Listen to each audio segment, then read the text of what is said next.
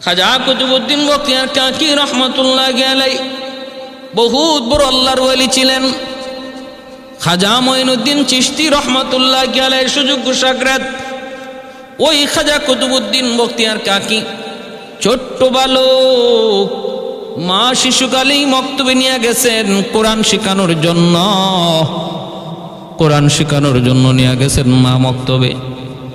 এইবার উস্তাদ বলতেছেন, উস্তাদকে মা বলতেছেন, উস্তাদ জি আমার সন্তানরে আপনি আলিফ বা তা সা শিখায় দেন, আলিফ বা তা সা শিখায় দেন, আল্লাহর কালাম তারে শিখান। এই বইলা তিনি চইলা আসছেন কুতুবউদ্দিন বখতিয়ার কাকি। ছোট্ট বালক, উস্তাদ কই বাবা পড়ো আলিফ বা তা সা, কিন্তু তিনি বলতেছেন না গো উস্তাদ জি, আলিফ বা তা সা নয়, বলেন আলিফ লাম মিম যালিকাল কিতাবু লা রাইবা ফীহ। এতটুকু বলেই শুধু শেষ দিলেন না, আল্লাহর কালামের 15 পারা হিফজ শোনায় দিলেন। আমার ভাইরা বন্ধুরা জন্য বলতেছিলাম রে আল্লাহর গোলাম, 1 পারা না 2 পারা না 15 পারা, কয় 15 পারা হিফজ শোনায় দিছেন, 15 পারা হিফজ শোনায় দিছেন। এইদিকে উস্তাদ ডাক দিয়া কয় বাবা তোমার মা বলল আলিফ বা তা সা শিখাইতাম, কিন্তু তুমি কিনা আমাকে কোরআনের 15 পারা হিফজ শোনায় দিছো, কেন তোমার মা এমন মজাক করলো, কেন এমন ঠাট্টা করলো, একটু আমার সাথে চলো।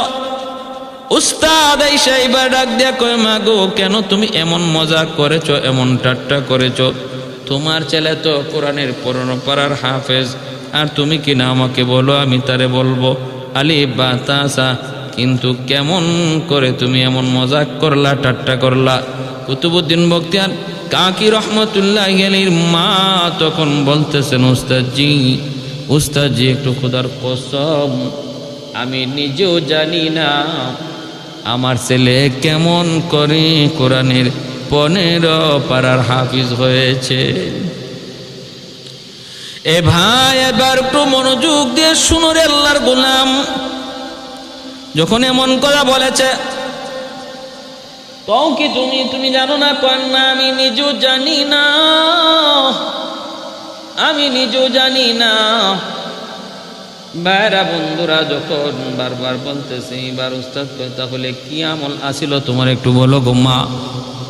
মা তখন কান্দে আর কয় উস্তাদ জি আমার যদ্দূর মনে পড়ে আমার সন্তান যখন আমার গর্বে, তখন থেকে আমি আমার মালিকের কালাম বেশি বেশি তেলাওয়াত করি, অহেতুক কোনো গল্প গুজব, অহেতুক কোনো কথাবার্তা আমি শামিল হই না। এমনকি আমার সন্তান ভূমিষ্ঠ হওয়ার পর আমি যখন দুধ পান করাইতাম তখনও আমি কোরআন তেলাওয়াত করতাম, আমার সন্তান কোরআন তেলাওয়াত শুনতো আর মার দুধ খাইতো, মনে হয় মার তেলাওয়াত দুধের সাথে যায় ঢুকছে। সুবহানাল্লাহ। এবার বলুন তো দেখি, মার তেলাওয়াত দুধের সাথে যায় ঢুকছে, দুধের সাথে যদি মার তেলাওয়াত যায় ঢুকতে পারে, তাহলে দুধের সাথে গান বাজনাও ঢুকতে পারেনি না পারে না? অবশ্যই পারে।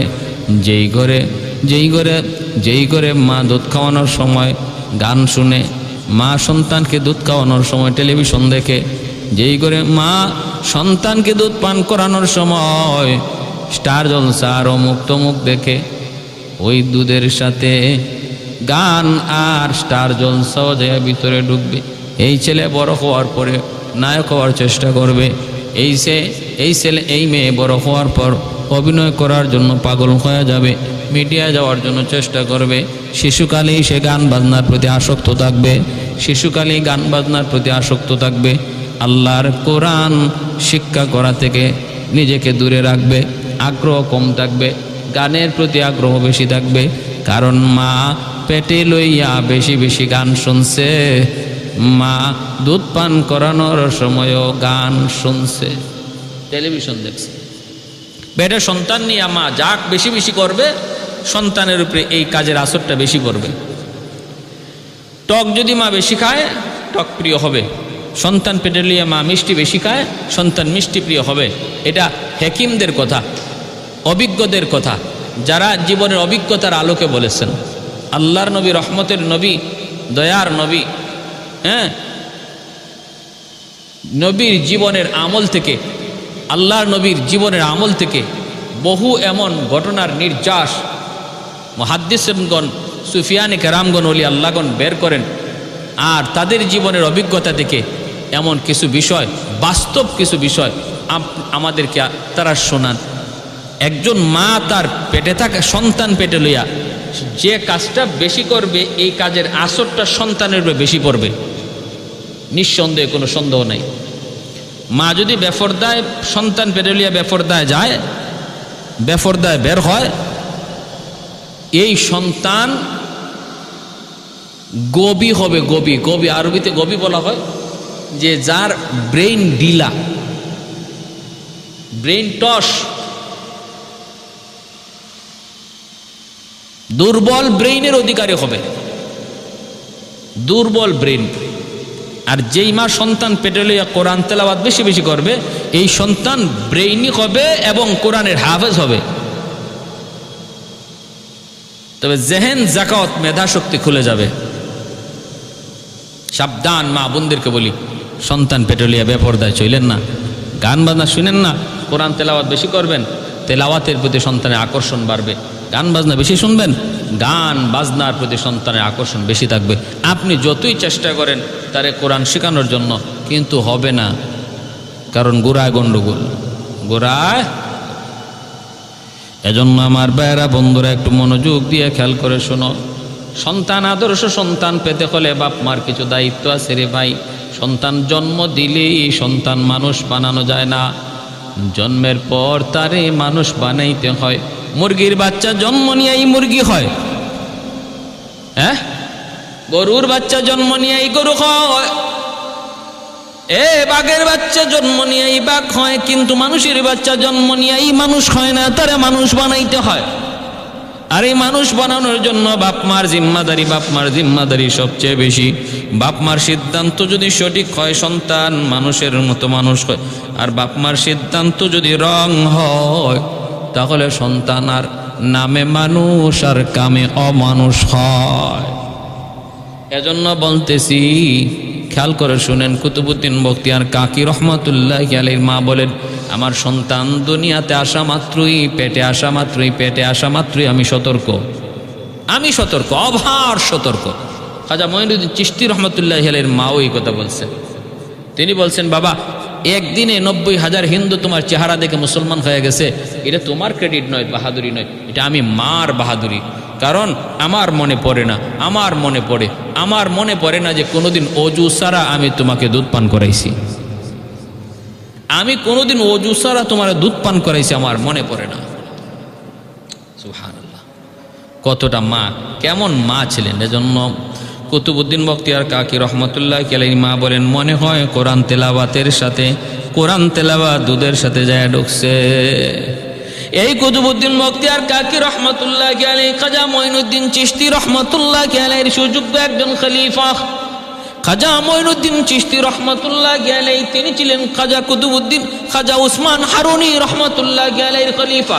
উসমান হারুনি রহমতুল্লাহি আলাইহির খলিফা হলেন খাজা মঈনুদ্দিন চিশতি, আর মঈনুদ্দিন চিশতি রহমতুল্লাহি আলাইহির খলিফা হলেন খাজা কুতুবউদ্দিন বখতিয়ার কাকি।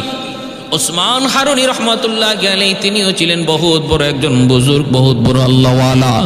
উসমান হারুনি রহমতুল্লাহি আলাইহি তিনি তো একদিন বলতেছেন, বাবারা, আজ রাত ফজরের নামাজ যারা আমার পিছনে পড়বা, আল্লাহর তৈরি জান্নাতে আমার সাথে যাইবা। ফজরের নামাজ আজকে যে আমার সাথে পড়বা, আমার পিছনে পড়বা, আমি বললাম উসমান হারুনি আমার সাথে জান্নাতে যাইবা। কত বড় খুশখবর! এশার নামাজে যারা এসেছিলেন সবাই এই খুশখবর শুনতে পেয়েছেন। এইবার উসমান হারুনি তিনি ডাক দিয়া বলেন, আমার এত বড় খুশখবরের পিছনে আরেকটা রহস্য আছে রে। এই বাবারা শোনো, এই খবরটা কিন্তু তোমরা তোমাদের কাছে গোপন রাখবা, কারো কাছে বলবা না, কারণ এই গোপন খবর কারো কাছে বলার না। যদি তোমরা কেউ কারো কাছে বলো তাহলে কিন্তু সে জাহান্নামে যাইবা, জাহান্নামে যাইবা। আমার কথা সাফ সাফ, কথাটা অত্যন্ত গোপন, এর ভিতরে অনেক রহস্য। কেউ কারো কাছে এই গোপন খবর বলবা না। যে যেখান থেকে শুনছ তুমি শুধু হাজির হইবা, কারো কাছে বলবা না। যদি গোপন খবর আর কারো কাছে কেউ বলো তাহলে তুমি জাহান্নামে যাইবা। এই খবর দিয়া তিনি যখন পাঠাইয়া দিছেন, সবাই তো যার যার বাড়িতে চলে আসছে। ভাই ভাইয়ের কাছে ঘুমাইছে, কিছু কয় না, ঘুমায় না, অপেক্ষায় শুধু ফজরের আজান কখন পড়বে। দৌড় দিয়া উসমান হারুনির পিছনে যায় নামাজ পড়বে, ভাইয়ের কাছে কিছু কয় না। ভাই কয়, কিরে ভাই তুই ঘুমাস না কেন? কি হয়েছে তোর? কয়, কিছু হয় নাই, তুই ঘুমা। বাবার কাছে সন্তান ঘুমাইছে, সন্তানের কাছে বাবা ঘুমাইছে, কিন্তু ঘুম আসে না।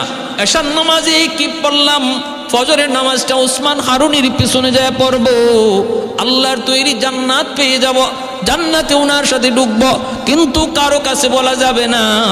এজন্য বাবা ছেলেকে কয় না, ছেলে বাবারে কয় না, ভাই ভাইকে বলে না, বন্ধু বন্ধুকে কিছু জানায় না। এইভাবেই চলছে।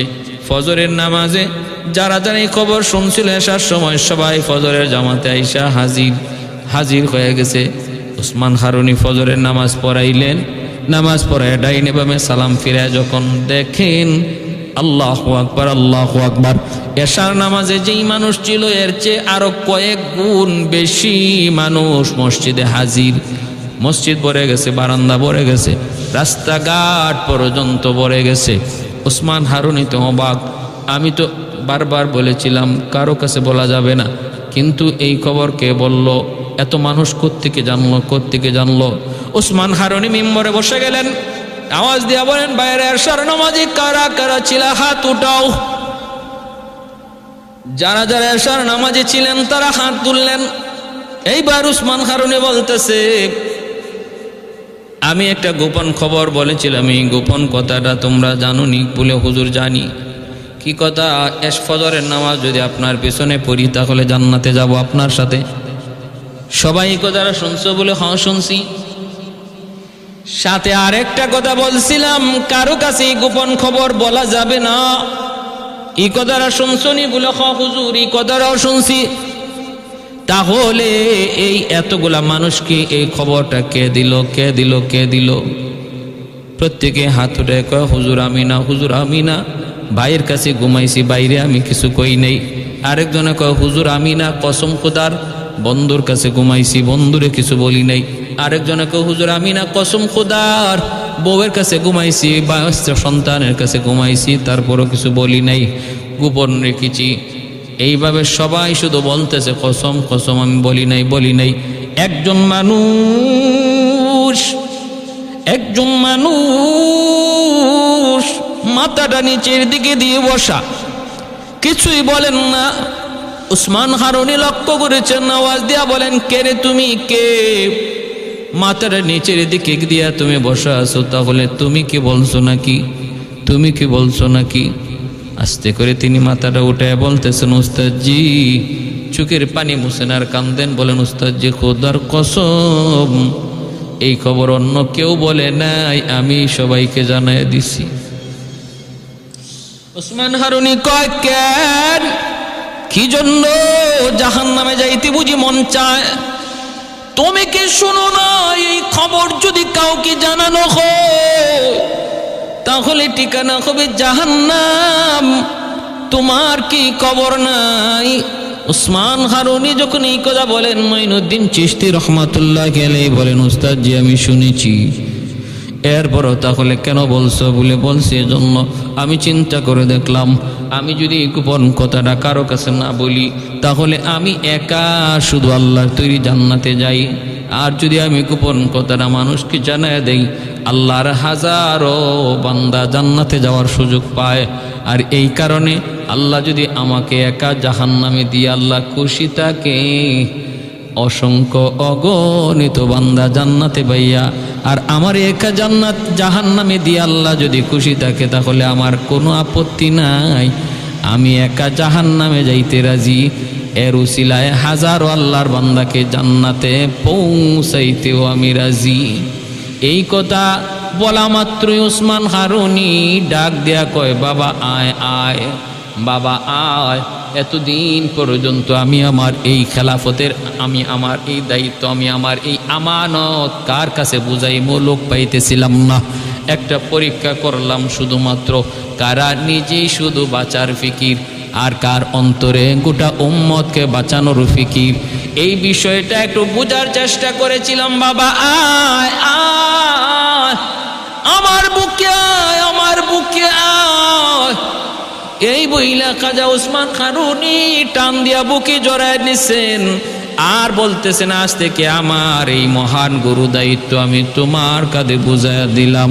তিনি আর কেউ নন, তিনি হলেন খাজা মঈনুদ্দিন চিশতি রহমতুল্লাহি আলাইহি। আল্লাহু আকবার। मैं तालिब मौला हो मेरे इश्क निराला, मैं तालिब मौला हो मेरे इश्क निराला, है जुमला जहां जिनके तजल्ली से उजाला, है जुमला जहां जिनके तजल्ली से उजाला, मैं दर्द जहां गैर खुदा यार नदरम, जुज़ याद खुदा ही दिगर कार नदरम, जुज़ याद खुदा ही दिगर कार नदरम।